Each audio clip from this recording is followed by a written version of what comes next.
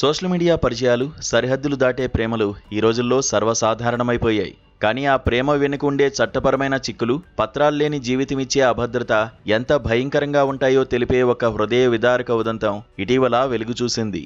ఈ క్రమంలోనే తాజాగా ఫేస్బుక్ ప్రేమ కోసం ప్రాణాలను పణంగా పెట్టి దొంగదారిలో సరిహద్దులు దాటి భారతదేశానికి వచ్చిన ఒక 19 ఏళ్ల బంగ్లాదేశ్ యువతి కథ ఇది.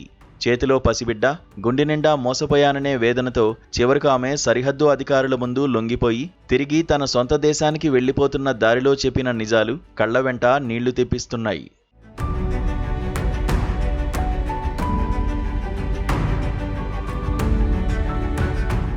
బంగ్లాదేశ్కు చెందిన ఈ 19 ఏళ్ల యువతి పేరు సుమయా ఖాతున్. 2 ఏళ్ల క్రితం ఫేస్బుక్ ద్వారా పశ్చిమ బెంగాల్కు చెందిన ఒక యువకుడితో పరిచయం ఏర్పడింది. అది కాస్త ప్రేమగా మారింది. లీగల్ వీసా లేదా పాస్పోర్ట్ పొందే మార్గం లేకపోవడంతో ప్రియుడిని కలుసుకోవాలనే ఆరాటంతో ఆమె బోర్డర్ దాటించే కొందరు ఏజెంట్లను ఆశ్రయించింది. 15,000 రూపాయలు తీసుకుని ఆమెను కొందరు వ్యక్తులు దొంగదారిలో సరిహద్దు దాటించారు. అలా భారత్లోకి అడుగుపెట్టిన తర్వాత పశ్చిమ బెంగాల్లోని మధ్యం గ్రామంలో ఉన్న ఒక దేవాలయంలో వీరిద్దరి వివాహం జరిగింది. ఎలాంటి రిజిస్ట్రేషన్ లేదు. కనీసం సాక్ష్యానికి ఒక ఫోటో కూడా తీసుకోలేదు. వీరికి ఒక బిడ్డ కూడా జన్మించింది. దాదాపు 2 ఏళ్ల పాటు వీరి జీవితం సాఫీగానే సాగింది. তুমিও কি বাংলাদেশ ফিরছো? কি কারণে তুমি ওখানে ফিরছো? আমরা এখানে থাকতে চাচ্ছিলাম, কিন্তু তোমার দেশে রাখবে না বলতেছে, তো তার কারণে আমরা চলে যাচ্ছি।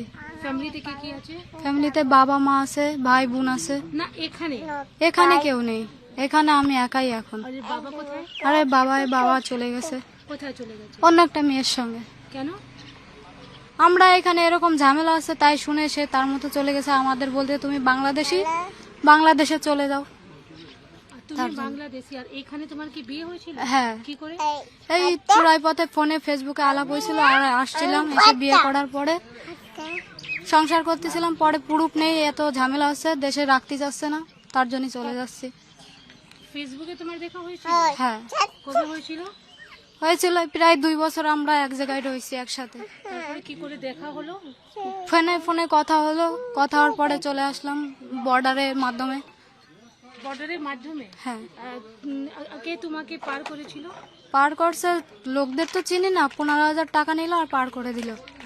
ওইখানে বাংলাদেশে তোমার মা বাবা জানে এই কথা? মা বাবাই এখন শুনছে, আর শোনার পর বাবা মা আসছে ওই দেশ থেকে বর্ডারের কাছে নেওয়ার জন্য আসতেছে এখন। আর যে তোমার এই দেশে যে তোমার বর ছিল ও কি বললো? ওই তো তোমার হাজবেন্ড এখন হাজবেন্ড এখানে রাখতে চাইছিল, কিন্তু এখানে দেশে বলতেছে যে যারা বাংলাদেশে তাদের এখানে রাখা হবে না, চলে যেতে হবে। কোনো ডকুমেন্ট তোমার হয়নি? না, এখনো কোনো ডকুমেন্ট হয়নি। না, কোনো ডকুমেন্টই হয়নি। হওয়ার কথা ছিল, বাট বলতেছিল বাবা মারই লাগবে, কিন্তু আমার তো বাবা মারই নেই।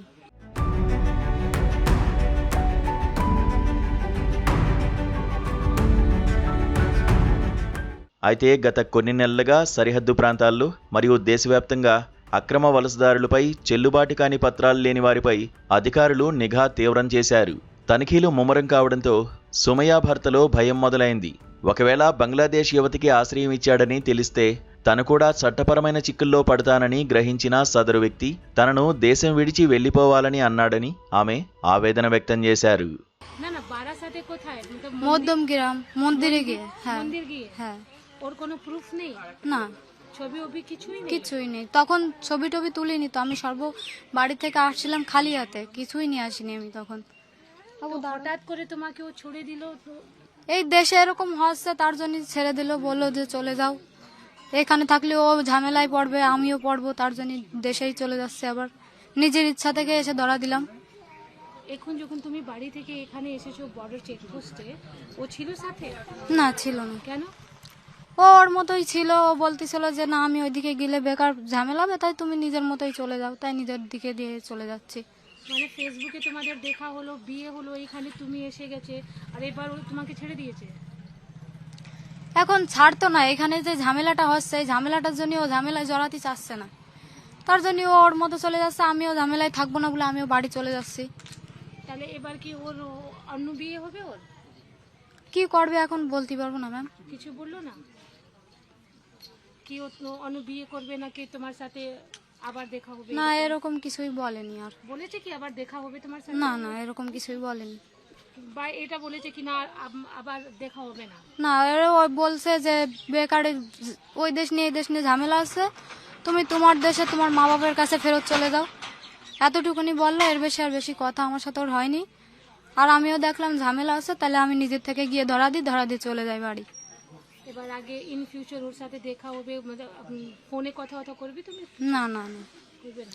না, আমি আর এই দেশে আসবো না, আমি ওই দেশেই থাকবো মা ওর বাবার সাথে কাছে। কথাও করবে না? না একদমই না? না না, তোমার এজ কত?